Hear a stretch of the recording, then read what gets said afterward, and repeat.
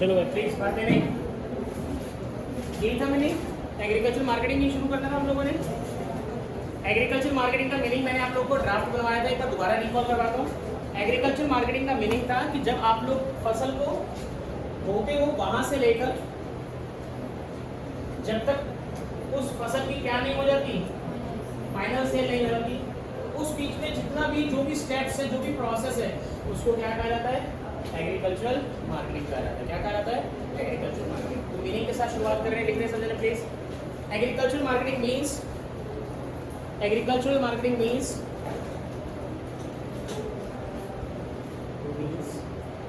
the process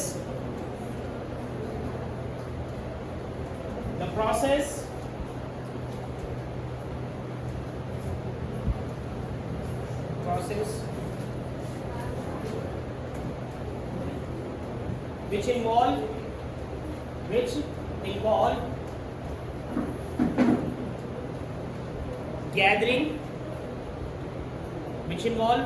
gathering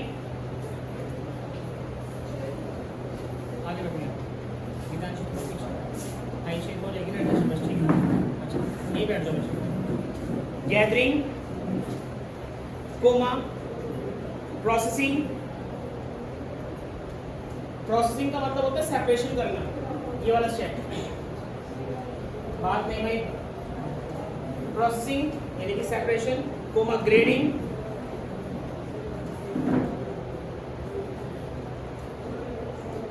coma packaging,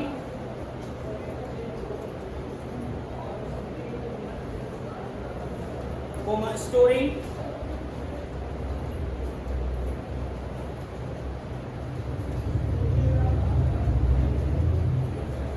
and selling the goods at lucrative price,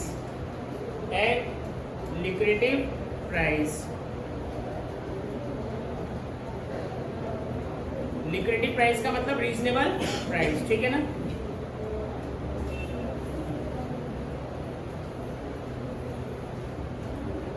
चलिए अब जितना आसान ये दिख रहा है, क्या भारत जैसे देश में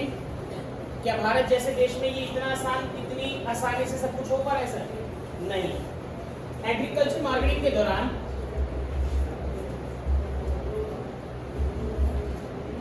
फार्मर्स क्या करने लगे? फेस करते सर कई सारी बोलो प्रॉब्लम। एक एक करके जवाब देंगे आप लोग आपके अकॉर्डिंग। हमारे भारत में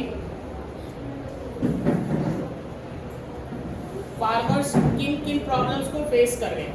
भारत में फार्मर्स किन किन प्रॉब्लम को फेस कर रहे हैं? जय, आपसे शुरुआत करते हैं। आपके अकॉर्डिंग इंडिया में एग्रीकल्चर मार्केटिंग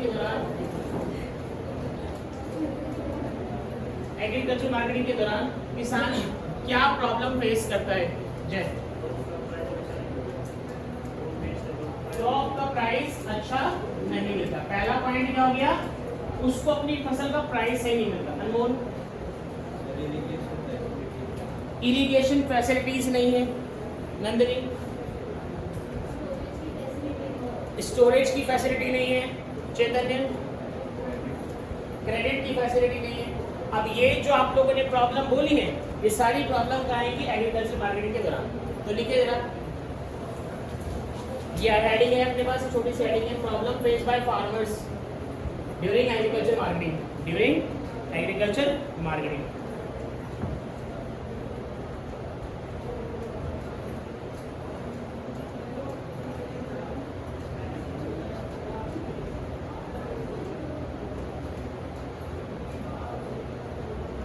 पहला पॉइंट मैं क्या लिख रहा हूँ भाई? Lack of infrastructure. तो इंफ्रास्ट्रक्चर में क्या क्या है? जैसे ट्रांसपोर्ट की दिक्कत है, स्टोरेज की दिक्कत है,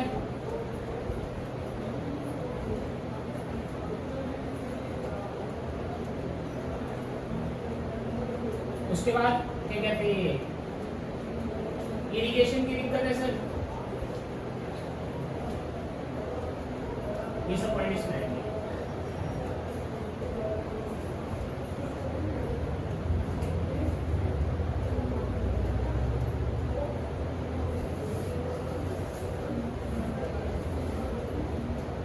Lack of market information.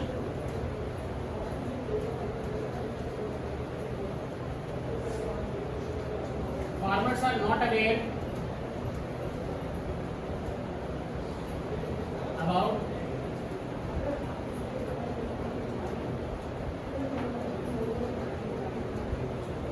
the right price of his produce. ठीक है, एक बार संदीप घर की बुक में दिखाओ जरा।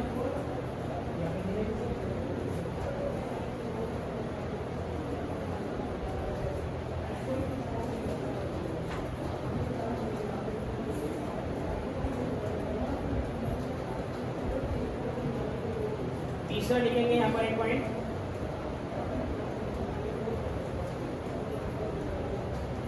Manipulation by big traders. किसानों के साथ कई बार क्या होता है, जो बड़े व्यापारी हैं आसपास के एरिया के, वो बहुत ज़्यादा मैनिपुलेशन करते हैं कि उनकी फसल मार्केट में प्रॉपर ना पहुंच पाए, क्योंकि अगर किसान की फसल प्रॉपरली मार्केट में पहुंचेगी तो किसको नुकसान होगा? बड़े व्यापारियों को। तो बड़े व्यापारी कभी नहीं चाहेंगे कि किसान को उनकी फसल का सही प्राइस या सही दाम मिले। वो हमेशा चाहेंगे कि किसान की फसल कम दाम पे बिके, उसको हम खरीद कर ज्यादा में बेचे। मैंने बताया भी था मध्य प्रदेश के अंदर ऐसा होता है सर। मध्य प्रदेश के लोगों को अवेयर ही नहीं है सर, उनका जो गेहूं है वो पूरे भारत में बड़ा महंगा बिकता है। सबसे ज्यादा महंगा अगर कोई गेहूं बिकता है तो मैं बार बार बताता हूँ एमपी का गेहूं, इसको शर्मती गेहूं भी बोलते हैं कुछ लोग। लेकिन मध्य प्रदेश के किसान को उसकी फसल का सही दाम नहीं मिलता, उसको उसकी फसल का सही दाम नहीं मिलता सर। करेक्ट है। तो ये 3 प्रॉब्लम है जो यहाँ पे आप लोग को हाईलाइट कर सकते हैं, ये देख लेंगे आप लोग। इसके बाद हम लोग चलेंगे मेजर्स पे।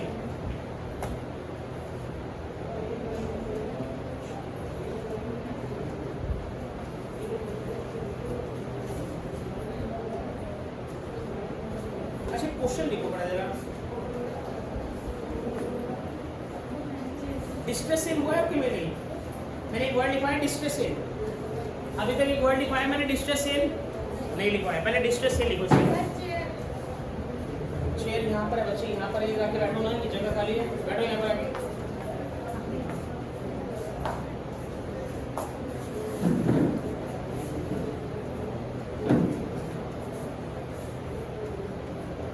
प्लीज डिस्ट्रेस सेल हिंदी में इसको कहते हैं आपात बिक्री। किसी को आइडिया होगा इस वर्ड के बारे में? हरमन कोई आइडिया? हिंदी में ट्रांसलेट करा है मैंने, नाम तो शायद कुछ अंदाजा लगा सकते कोई जना?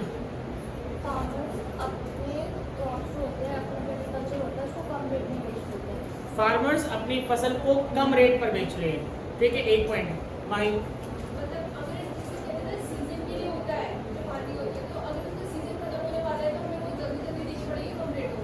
जल्दी सेल आउट करना पड़ेगा, बिकॉज वी नो दैट कि जो सीजन है उसका समाप्त होने के लिए तो उसको कम प्राइस पे सेल आउट करना पड़ेगा। भाई ने बोला।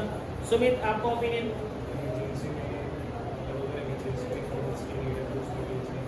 इमरजेंसी में फार्मर्स को फंड्स की नीड है तो उसने इमरजेंसी में क्या करा? फसल को सेल कर दिया। चेतन सेम यही, प्रियांशु यही। तो ऑलमोस्ट मीनिंग थोड़ा हिंट आउट हो रहा होगा आपको। नाम क्या है? डिस्ट्रेस, हिंदी में नाम है आपात बिक्री। तो डिस्ट्रेस सेल का मतलब है जब किसान को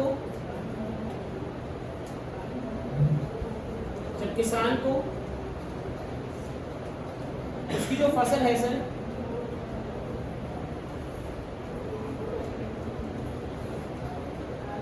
उसकी जो फसल है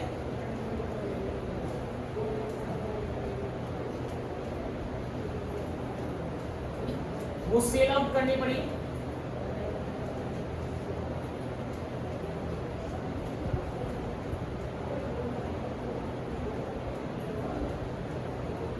किसमें?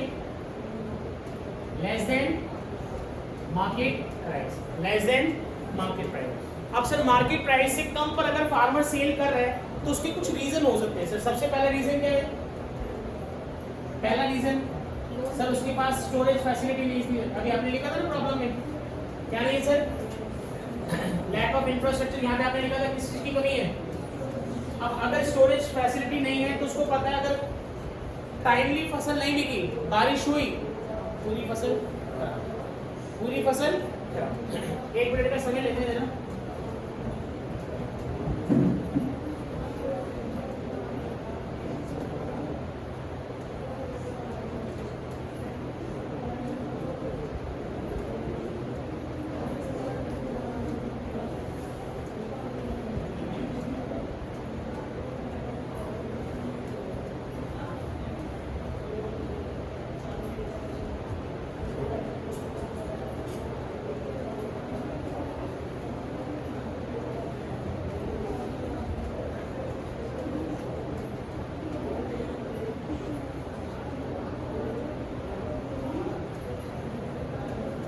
ये पिक्चर आपको आइडिया देगी।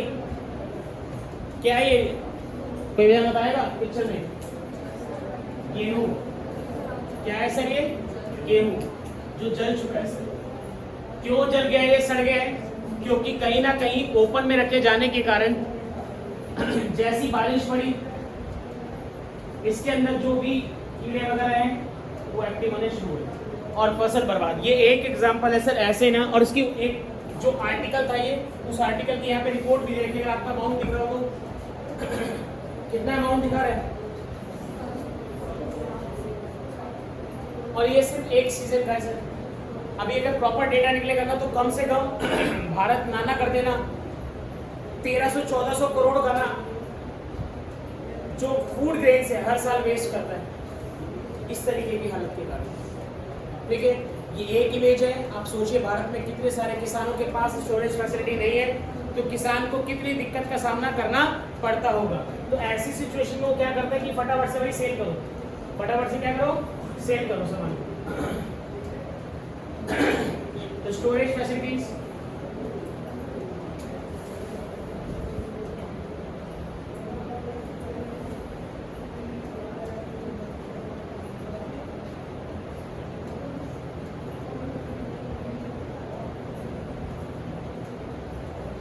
ठीक है। दूसरा रीजन क्या हो सकता है सर? दूसरा रीजन क्या हो सकता है कि मान लो उसको अभी किसी के जो उसने लोन लिया था ना उसको रीपेमेंट करनी है। क्या करनी है? रीपेमेंट करनी है। तो डेट की रीपेमेंट, जैसे आपने कई बार सुना होगा कि कोई ना अपना मकान वगैरह जल्दी बेच के चले जाते हैं या बहुत सस्ते में बेच के चले जाते हैं। एक एग्जांपल बताते हैं, सुना होगा नहीं कभी ना कभी कि वो ना अपना मकान बेच के यहाँ से ले गए और बड़े सस्ते में बेच दिया वही मकान, या उसने गाड़ी बड़ी सस्ते बेच दी, गाड़ी को सस्ते में निकाल दी। क्यों निकाल दी भाई? क्योंकि उसको क्या करना था? लोन रीपे करना था। लोन क्या करना था? रीपे करना था। तो यहाँ पर ये दो बेसिक रीजन है, ये दो बेसिक रीजन है जिसके कारण किसान को क्या करनी पड़ती है? Distress cell. तो यहाँ पे हम क्या लिखेंगे? When farmer is compelled to sell its crop at lesser than market price, lesser than market price। तो यहाँ पे कंपेल वर्ड क्यों लगाया भाई? क्योंकि वो क्या है? मजबूर है। क्या है? मजबूर है। सुन रहे हो? नहीं सुन रहे तो टेपा मारने में लगेगा। कंपेल का मीनिंग क्या? मजबूर है वो। मजबूर क्यों? क्योंकि जिसको कुछ ना कुछ दिक्कतों का सामना करना पड़ रहा है। ये दो दिक्कत मैंने आपके सामने लिखी है, स्टोरेज फैसिलिटी की दिक्कत और डेट की रीपेमेंट की दिक्कत। ड्राफ्ट नोट करो डिस्ट्रेस चेक का, फिर किताब से मीनिंग लिखते हैं।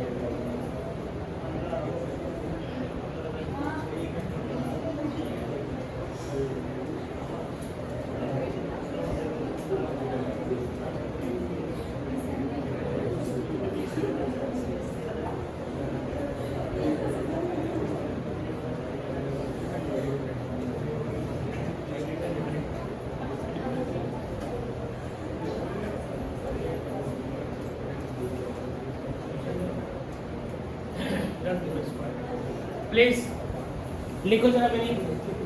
Distress sale refers to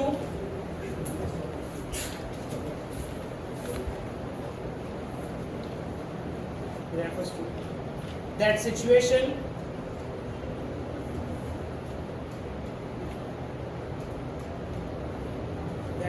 when the farmers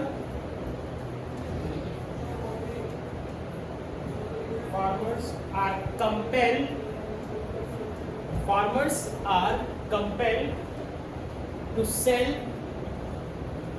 their produce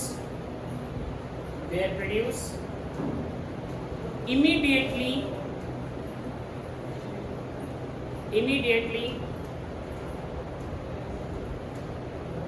after the harvest,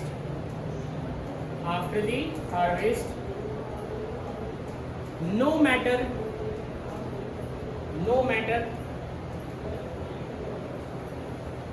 how low the market price is,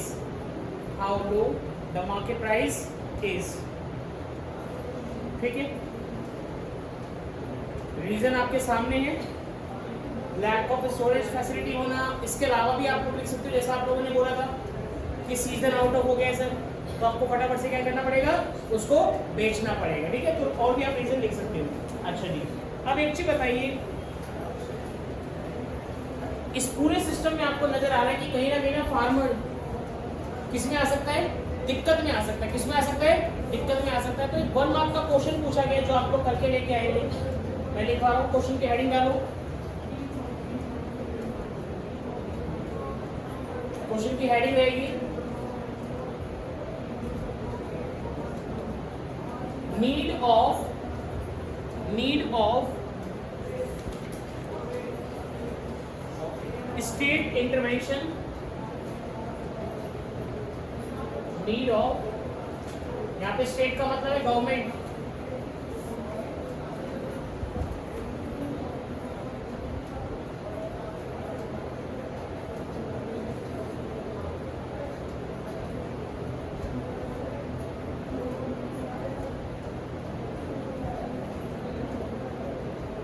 इस क्वेश्चन का मतलब समझ लीजिएगा पहले।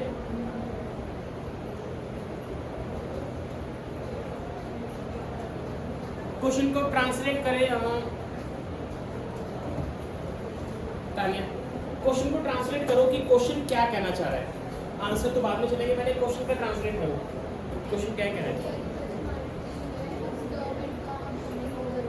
एग्रीकल्चर मार्केटिंग में गवर्नमेंट का इंटरवेंशन, इंटरफेयर, इन्वॉल्वमेंट क्यों जरूरी है। क्वेश्चन सबको समझ में आया। अब दिमाग लगाओ थोड़ा अपना। भारत जैसे देश में 3 चीजें बड़ी इंपॉर्टेंट कैटेगरी में है। एक होगी एजुकेशन, एक होगी हेल्थ, और तीसरा होगा किसान। क्योंकि 3 बहुत बड़े और सेंसिटिव इश्यू है। आपको याद होगा सेम क्वेश्चन मैंने पहले भी करवाया था ह्यूमन कैपिटल फॉर्मेशन वाले में, कि हेल्थ में और एजुकेशन में सरकार की इन्वॉल्वमेंट क्यों जरूरी है। याद है, लिखवाया था। बहुत गरीब है, अगर नहीं मिल पाएगा तो हायर प्राइस हो जाएगा, सब दिन अफोर्ड नहीं कर पाएंगे, इनइक्वालिटी बढ़ जाएगी। कुछ याद आ रहा है। सेम क्वेश्चन अब यहाँ पर फार्मर्स के लिए ओपिनियन में आ रहा है, तो क्या आंसर होगा उसकी बात करते हैं। दक्ष, अगर आपसे पूछा जाए कि सरकार की इन्वॉल्वमेंट क्यों जरूरी है एग्रीकल्चर मार्केट में, तो आपका आंसर क्या होगा। फार्मर को रीजनेबल प्राइस मिल पाएगा। अगर सरकार नहीं होगी तो कहीं ना कहीं क्या होगा, सबसे पहला पॉइंट, जो बिग फार्मर्स हैं, बिग ट्रेडर्स हैं, वो एक्सप्लॉयटेशन करेंगे। क्या करेंगे, किसका, छोटे फार्मर्स का। डन। तो इनइक्वालिटी बोलो बढ़ेगी फार्मर्स की लिस्ट में। दूसरा पॉइंट जो दक्ष ने बोला उसको कनेक्ट करते हैं। अब अगर सरकार नहीं होगी ना सर, सरकार कोई रूल्स एंड रेगुलेशन में इंटरवेंट नहीं करेगी, तो जो छोटे फार्मर्स हैं उनको अपनी फसल का सही दाम नहीं मिल पाएगा। कोई और पॉइंट कनेक्ट हो रहा है किसी के दिमाग में इधर से? भविष्य, आदित्य, कुछ तो दिमाग चलाओ यार। फार्मर्स के लिए सरकार क्यों, अगर उनको अपनी फसल का सही दाम नहीं मिला, सरकार ने इन्वॉल्वमेंट नहीं करी, तो सर जो किसान है ना, मजबूरी में क्या कर रहा है, बड़ी जल्दी जल्दी फसल बेच रहा है, और अपना फसल सस्ते में बेचनी पड़ रही है उसको। किस में बेचनी पड़ रही है? तो कहीं ना कहीं वो अपनी कभी भी ना कम पर बेचने से ना कभी भी उसको प्रॉफिट तो होना नहीं है, और जब प्रॉफिट ही नहीं होगा तो अपने जो उधार है वो कभी चुका नहीं पाएगा। क्या नहीं कर पाएगा? उधार को चुका नहीं पाएगा। और जब उधार नहीं चुका पाएगा सर, तो किसान कहीं ना कहीं डेट ट्रैप पे फंस जाएगा। कहाँ फंस जाएगा? डेट ट्रैप समझ में आता है? ऋण का जाल, ऋण का जाल, कहीं ना कहीं डेट ट्रैप पे फंस जाएगा। जय, आप कुछ एड्रेस करना चाहते हैं? रेट फिक्स नहीं होगा, और ज्यादातर जब छोटे किसान हैं तो उनको हमेशा किस में मिलेगा प्राइस? कम। कोई भी बड़ा फार्मर या बड़ा ट्रेडर उनको उनकी फसल का सही दाम नहीं मिलेगा। तो इन सिंपल शॉर्ट वर्ड अगर एक लाइन में मुझे बोलना इसका आंसर, तो मैं एक लाइन में बोलूंगा, फार्मर के एक्सप्लॉयटेशन को रोकने के लिए किसका होना बहुत जरूरी है भैया? बताओ, अब समझ में आया इसका आंसर? लॉजिक समझ में आया? आपके लिए बुक में अवेलेबल है, नेट से ढूंढने में नेट से ही मिलेगा। प्लीज ये लोग आप लोग करके लेके आएंगे, 5-7 लाइन इसके लिए छोड़िए। ध्यान रखना क्वेश्चन इंपॉर्टेंट है, लाइटली इस क्वेश्चन को अवॉइड मत कर देना। आपकी बुक में अवेलेबल है, नेट पर भी अवेलेबल है, पेपर में आया हुआ क्वेश्चन, ठीक है? तो ये होमवर्क है, इसको करो, आगे चलते हैं। क्वेश्चन लिख दिए सबने? लिखो क्वेश्चन, लिख दिए? हाँ लिखो।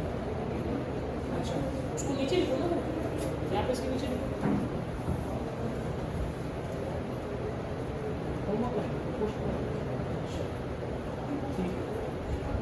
होमवर्क कर लेना है 3 to 4 मार्क्स के हिसाब से, और 1 मार्क में आएगा तो सिर्फ एक लाइन लिखनी है, फार्मर्स के एक्सप्लॉयटेशन को रोकने के लिए। अब आ रहा है सबसे ज्यादा इंपॉर्टेंट क्वेश्चन।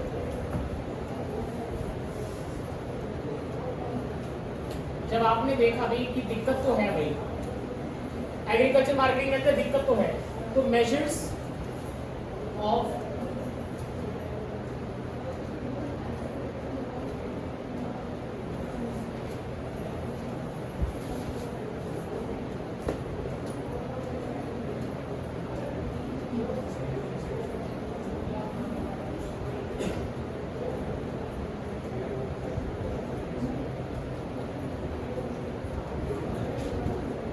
प्लीज ध्यान से सुनेंगे भी। Measures to solve the problem of agriculture in market. अब क्या क्या मेजर है जो सॉल्व,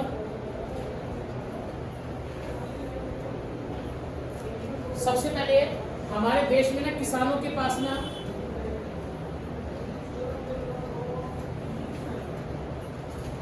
क्या नहीं अवेलेबल? मार्केट नहीं अवेलेबल। क्या नहीं अवेलेबल? मैंने ये बात आपको हिंट के रूप में बताई भी थी। पंजाब, हरियाणा जो स्टेट्स हैं इनके पास तो बहुत मार्केट अवेलेबल है।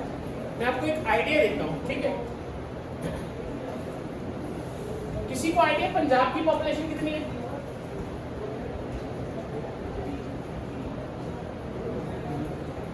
पॉपुलेशन ऑफ पंजाब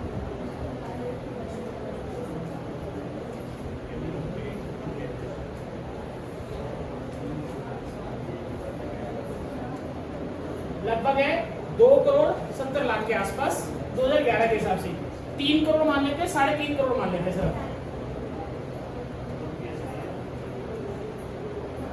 अब नोटिस करना सर जरा, 104 यानी कि लगभग 10 करोड़ से परे है। वो भी कब की है? ये डेटा भी कब का है? देख रहे 2011 के आसपास का ही होगा, ठीक है? जितना मुझे आइडिया है अभी इस वक्त बिहार की पॉपुलेशन लगभग 12-13 करोड़ के आसपास है। मैं इसको भी अगर ले लूं सर, इसको भी डेटा मान लूं सर, देख पॉइंट है, बिहार में पॉपुलेशन हो गई 13 करोड़, और बिहार में जो मार्केट अवेलेबल है, अच्छा मार्केट कौन चलाता है? जो किसानों की मंडी होती है कौन चलाता है? फूड कॉर्पोरेशन ऑफ इंडिया नहीं पाया था कभी तुम्हारे को नाम? फूड कॉर्पोरेशन ऑफ इंडिया नहीं पाया हुआ, FCI कुछ नहीं लिखा तुम लोगों ने? नोट चेक कराओ जरा सा, देखिए FCI नहीं लिखा हुआ, पक्का भी लिखा? चलो अगर नहीं लिखा तो इसको लिखो जरा। मैंने ये 1 मिनट से पॉइंट को कवर कर देता हूँ, फिर इस पॉइंट पेज को हटा दूंगा। बातें मत करो भाई। बिहार में 13 करोड़ पॉपुलेशन है सर, और वहाँ पे जो मार्केट अवेलेबल है ना 77 मार्केट अवेलेबल है। 13 करोड़ की पॉपुलेशन में कितनी मार्केट? 77। पंजाब की पॉपुलेशन है सर 3 करोड़ के आसपास और मार्केट अवेलेबल है 97। अब पर अवेलेबिलिटी देखिए सर, 13 करोड़ पर कितनी मार्केट अवेलेबल है, 3 करोड़ पर कितनी मार्केट अवेलेबल है, सिर्फ पंजाब की बता रहा हूँ। यहाँ पे कहने का सेंस ये है कि जो हमारे नॉर्थ इंडिया के स्टेट्स है ना, यहाँ पे किसानों को उनकी फसल का सबसे अच्छा दाम इसलिए मिल पा रहा है क्योंकि यहाँ पर अवेयरनेस है, मार्केट की अवेलेबिलिटी है। और ये बात मैंने आपको ये भी बताई है कि जब किसान आंदोलन हुआ था तो आपको नजर आया था कि मेनली पंजाब का और हरियाणा का ही किसान बैठा, और थोड़ा बहुत जो यूपी का किसान है गाजीपुर बॉर्डर के आसपास का, बिहार के किसान को कोई मतलब नहीं है, उसकी जीवन की रोटी नहीं चल पा रही, उसको वही टेंशन है। मध्य प्रदेश का किसान इन्वॉल्व नहीं, झारखंड का किसान नहीं इन्वॉल्व, उड़ीसा का किसान नहीं इन्वॉल्व। किसी किसान को कितनी अवेयरनेस नहीं जितनी कि सबसे ज्यादा जो प्राइस है वो कहाँ पर मिल पाता है, नॉर्थ इंडिया में मिल पाता है। एक पॉइंट। उसके बाद आगे चलते जरा, आप लोगों को नहीं पता लगा शायद, हो सकता है मैं आप लोगों को बताना भूल गया हूँ। FCI सबसे पहले तो भाई आपको बता दिया जाए, इंडिया में जो राशन बढ़ता है, क्या बढ़ता है, राशन बढ़ता है। एक वर्ड आपने सुना होगा MSP, क्या सुना होगा? सरकार राशन खरीदती है, ये क्या कह लो, चावल दाल गेहूं ये सब खरीदती है किसानों से। तो ये सब खरीदने और बेचने की जो जिम्मेदारी है वो किसके कंट्रोल में है? Food corporation of India. अब यहाँ पे देखो दिख रहा है FCI is a government of India agency to ensure food security through ration की दुकान। राशन की दुकान का क्या नाम होता है? TDS। एक वर्ड क्या रखा है? MSP to farmer and maintenance. तो अगर आपसे कभी ये लिखो, वैसे देने लिखो, फूड कॉर्पोरेशन ऑफ इंडिया के 3 नाम लिखो भाई, ये तीनों लिखो, TDS,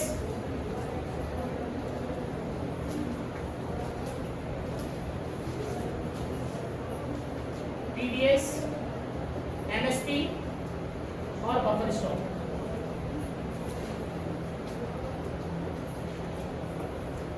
ये तीनों लिखो।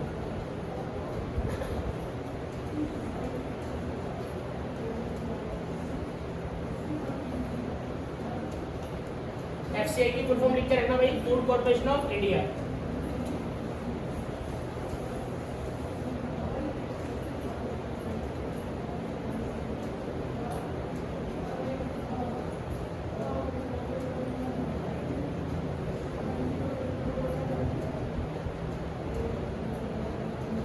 डन? ठीक है, आप लोगों से जरा 1 मार्क का क्वेश्चन पूछना चाहता हूँ, वंश आप रिप्लाई करेंगे। बफर स्टॉक क्या होता है और इसका क्या मतलब है?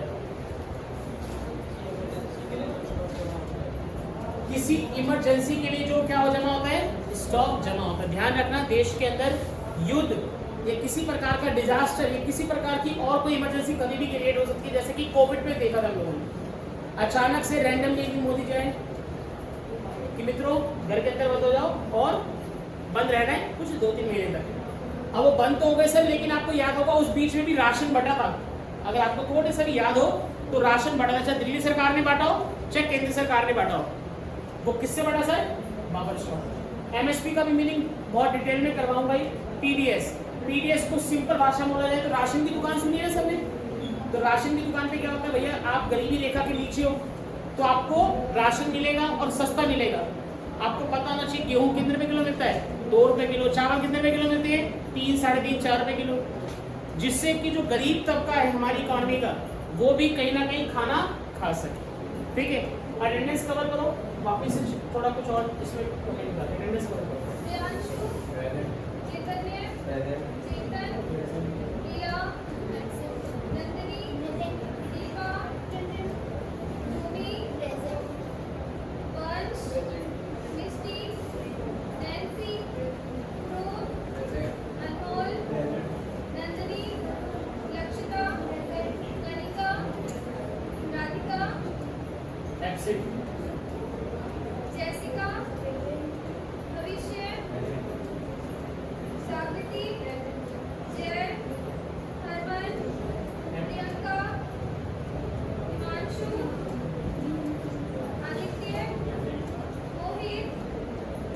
प्रेजेंट दक्ष का नाम ऑनलाइन में कर दो। दक्ष जो है ना वो ऑनलाइन नहीं पढ़ रहा है, वो बस फीस दे दिया करेगा उसको। यश, श्रुति, तान्या, गर्ग, प्राची,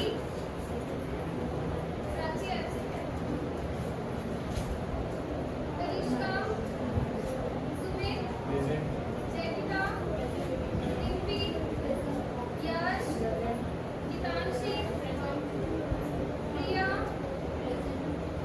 माही, गौरव, एब्सेंट। लकी, नंदिनी,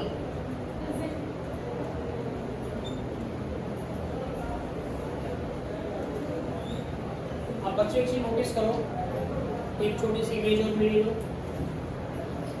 प्रोक्यूरमेंट अगर कहीं पे किसी भी चीज से करी गई है या कहीं से अगर सरकार कहीं से खरीद रही है एमएसपी पे सामान, तो नो डाउट आपको मैं बार बार रिपीट कर रहा हूँ, पंजाब और हरियाणा सबसे अव्वल है सर अपनी फसल को बेचने में। और आपको एक थोड़ा फनी भी है, थोड़ा सेंसिटिव भी है, अगर समझ पाओ तो जब किसान आंदोलन हुआ था तो आपको याद होगा जब पंजाब के किसान आए थे ना सिंधु बॉर्डर पर,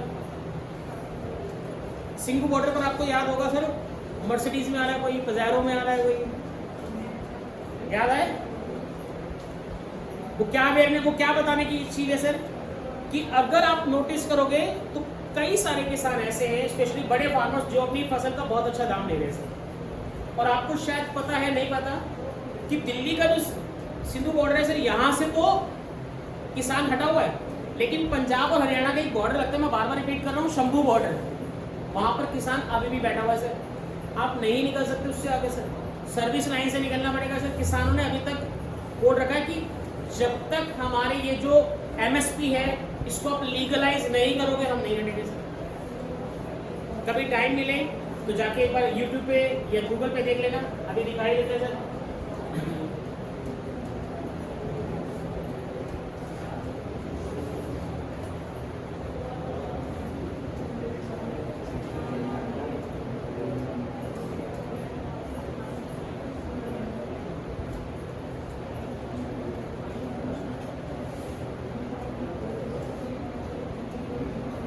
कोई सी भी आप पिक्चर ओपन कर दोगे ना सर, वो आपको एहसास करा देगी कि फार्मर्स अभी भी ना बहुत ज्यादा बड़ी तादाद में ना, ये शंभू बॉर्डर की पिक्चर्स है, दिख रहा होगा आपको, नीचे लिखा हुआ है will march toward that once Shambhu border reopen. एक बार खुलने दो शंभू बॉर्डर को, एक बार दिखाया था ना 2020 में, जो बोले सोनी कर दिया था सर, बड़े गुस्से में किसान। और जब तक किसान चुप है तब तक आपको देखा, जब अगर एक बार उन्होंने अपनी जो जनवरी 26 जनवरी 2020 से 21 को करा था, याद है दिल्ली में क्या करा था ना, लाल किले पे चढ़ गए थे। आप हालात देखो सर, ये आर्मी और फार्मर्स के बीच की कहानी सर, ये हमें पता ही नहीं लग पाता सर, हमारा चल रहा है जीवन सही, हमें टेंशन नहीं, इंस्टा चलाया, स्नैपचैट चलाया, पढ़ने गए, स्कूल आए, जेएमएस आए, कहानी खत्म, दैट्स ऑल योर। बड़े बुरे हालातों में सर शंभू बॉर्डर, वहां से निकलना बड़ा मुश्किल हो जाता है सर। अब इस बीच में कुछ आपको पता है वो भी होते हैं, बदमाश भी है सर, जो तिल्ली लगा गए, तो वही सब देखो, ये पिक्चर बताती है कि कहीं ना किसान अपने हक के लिए, और आपको नोटिस ही पता सर, ये किसी और स्टेट पर नहीं मिलेगा सर, मिलेगा तो पंजाब हरियाणा बस। ये बार बार रिपीट करने के बाद यहाँ पर आके मुझे लगता है आपको थोड़ा आइडिया लग गया होगा इन सब चीज़ों का, ठीक है। वापस आके तो सबसे पहले हमारा यहाँ पे पॉइंट रहेगा, क्या हमारे को ओपन करनी है, रेगुलेटेड मार्केट। जो कौन ओपन करेगा भाई बोलो, कौन ओपन करेगा, एफसीआई, ध्यान रखना भूलना मत, ठीक है। दिल्ली में आपको पता है आसपास की रेगुलेटेड मार्केट कहाँ पर है, किसान के लिए, अगर किसान को अनाज बेचना हो दिल्ली में, कहाँ है मार्केट, वो सब्जी मंडी है, नरेला और नजफगढ़। नरेला अनाज मंडी है, अब तो वहां पे दो ओपन होगी सर, एक पुरानी वाली और एक नई वाली, और सबसे नियरेस्ट हमारे को जो पड़ेगी वो पड़ेगी नजफगढ़ की सर। कहने का सेंस क्या है कि दिल्ली और हरियाणा का जो नियर बाय का किसान है, दिल्ली एनसीआर का, वो तो अपनी फसल को यहाँ पे लाके सही दाम पे बेच देता है sir.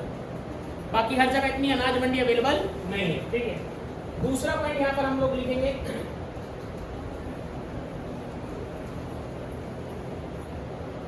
Cooperative marketing. Cooperative marketing, cooperative marketing का मतलब क्या होता है कि जहां पर किसानों को बोला जाए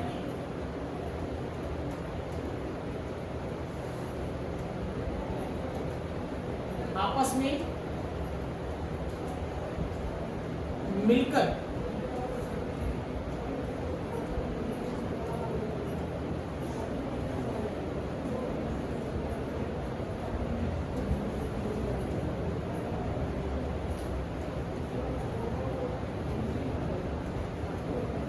अब यहाँ पे इसके मेन लिखना है सर,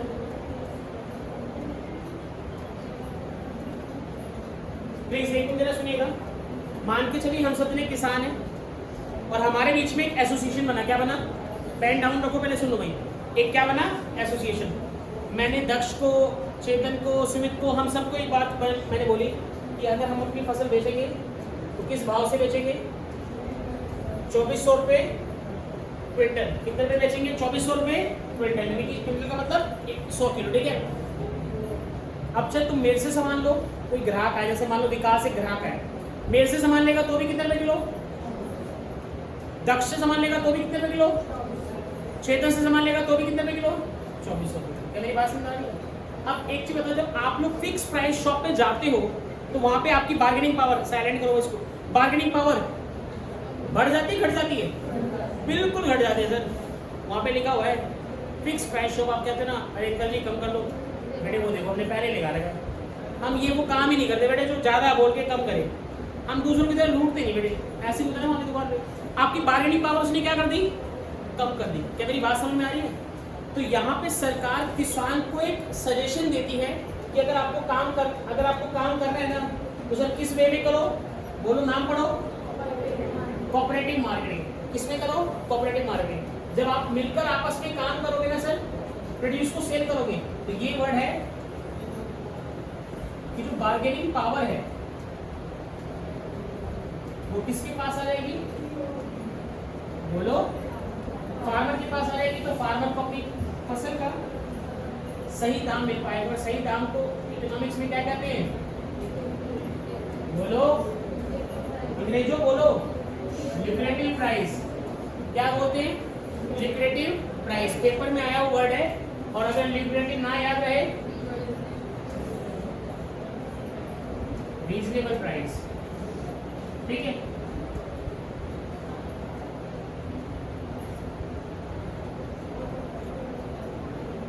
अच्छा जी, तीसरा पॉइंट आएगा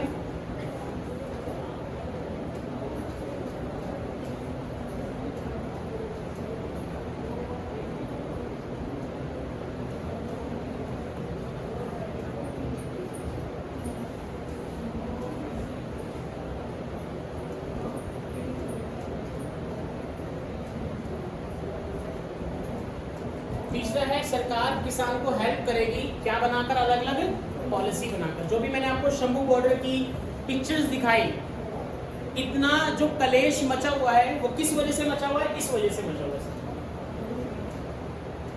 हमारे इंडिया में आपको याद होगा मैंने लिखवाया था, ग्रीन रेवोल्यूशन के पिता किसे कहा जाता है? MS स्वामीनाथन। याद है? अब MS स्वामीनाथन की एक रिपोर्ट तैयार हुई थी 2007-8-10 के आसपास, कि अगर किसानों को आपको बेहतर करना है ना, तो किसानों को ना उनकी फसल का जो दाम देना पड़ेगा, कॉस्ट प्लस 1/2 कॉस्ट के हिसाब से देना पड़ेगा। जो उनकी लागत आ रही है वो तो दो ही दो उनको, प्लस उस लागत का आधा क्या दो? प्रॉफिट भी दो, जिससे कि वो ग्रो कर पाए। क्या कर पाए? ग्रो। यानी कि सिंपल तौर पे बोला जाए तो 50% का मार्जिन। क्या दो? 50% का मार्जिन, क्योंकि बाकी सारी फील्ड ग्रो हो रही है। टीचिंग ग्रो हो रही है, IT सेक्टर ग्रो हो रहा है, और क्या कहते हैं, इंफ्रास्ट्रक्चर, ठीक है, रियल एस्टेट ग्रो हो रहा है। सिर्फ एक ही फील्ड है जो आजादी से अभी तक उतनी ग्रो नहीं हो पाई, और उसका नाम क्या है सर? फार्मर। तो ये जो किसान है इन्होंने आपसे एक पॉलिसी की मांग करी कि आप इस पॉलिसी को लीगल कर दो। क्या कर दो? लीगल। और वो कौन सी पॉलिसी है? एमएसपी। तो सरकार के पास 3 मेजर्स हैं जिसको सरकार यूज कर रही है। आपके कोर्स में भी करवाए जा रहे हैं कि पहले नंबर पे हम लोगों ने क्या बोला कि सरकार क्या ओपन करते थे? Regulated market. जैसे मैंने बोला नरेला मंडी, नजफगढ़ की मंडी, इनको ओपन करें और उसमें प्रॉपर रूल्स एंड रेगुलेशन बनाए, ट्रांसपेरेंट तरीके से काम हो जिससे कि फार्मर को सही दाम मिल सके। दूसरा क्या इंसिस्ट करा? क्या करो भाई? कोऑपरेटिव मार्केटिंग, जिससे कि पेपर में आई भी लाइन क्या है कि कोऑपरेटिव मार्केटिंग का फायदा क्या है कि जो बार्गेनिंग पावर है किसके हाथ में आ जाएगी? बार्गेनिंग पावर आ जाएगी किसके हाथ में? फार्मर के हाथ में, जिससे कि फार्मर को अपनी फसल का एक सही दाम मिल पाएगा। और सरकार तीसरा इंश्योर करेगी, क्या बात समझ में? ये 3 पॉइंट है, एक एक करके इनको सॉल्व करते हैं, मतलब लिखते हैं। लिख लो। सबसे पहले पॉइंट को एक्सप्लेन करेंगे रेगुलेटेड मार्केट। बच्चों प्लीज घर जाके रिवाइज जरूर करो वरना बहुत ज्यादा दिक्कत आएगी। रेगुलेटेड मार्केट डिफाइन करें भाई, लिखो जरा, बोलो।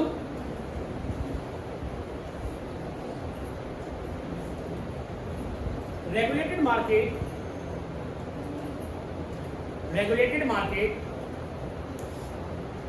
फिश रेगुलेटेड मार्केट को कौन फॉलो करेगा? मतलब कौन ऑब्जर्व करेगा? कौन ऑब्जर्व करेगा? एफसीआई। ठीक है। Regulated market must establish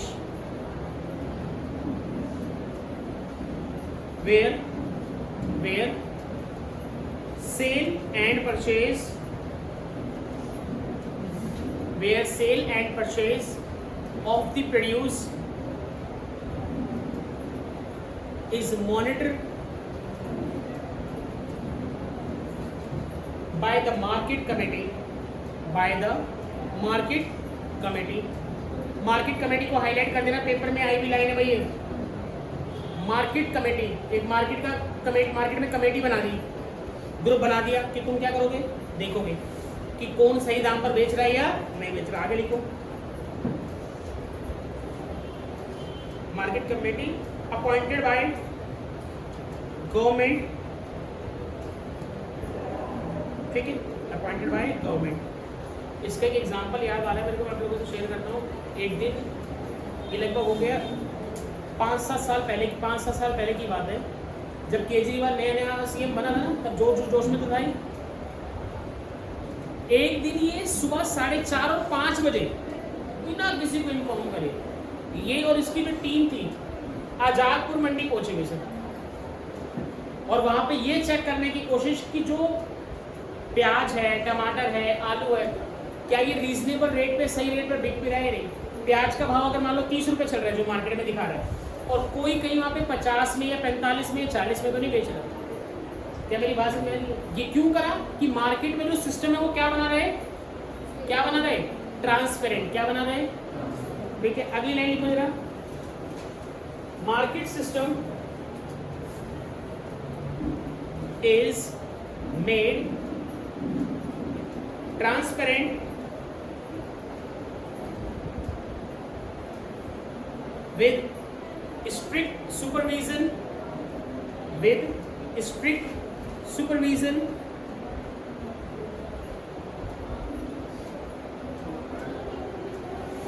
on the use of proper scale and weight. Use of proper scale and weight. आपको एक पिक्चर याद है नायक, अनिल कपूर की? वो जब राशन की दुकान में जाता है तो ये क्या है? वर्ल्ड कप, और वो उसने चुंबक लगा रखी होती है, याद है ना?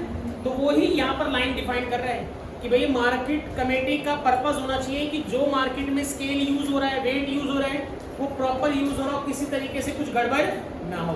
और इस पूरे की कहानी क्या है कि फार्मर को अल्टीमेटली क्या मिल सके? फार्मर को क्या मिल सके अल्टीमेटली? उसकी फसल का फेयर प्राइस। तो आखिरी लाइन लिखो इसमें, the market committee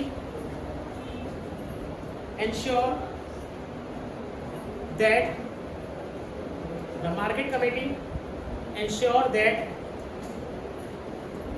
the farmers, line को हाईलाइट करेंगे अब, the farmers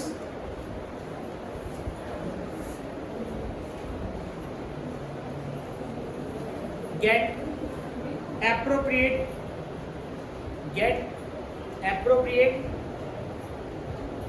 price for their produce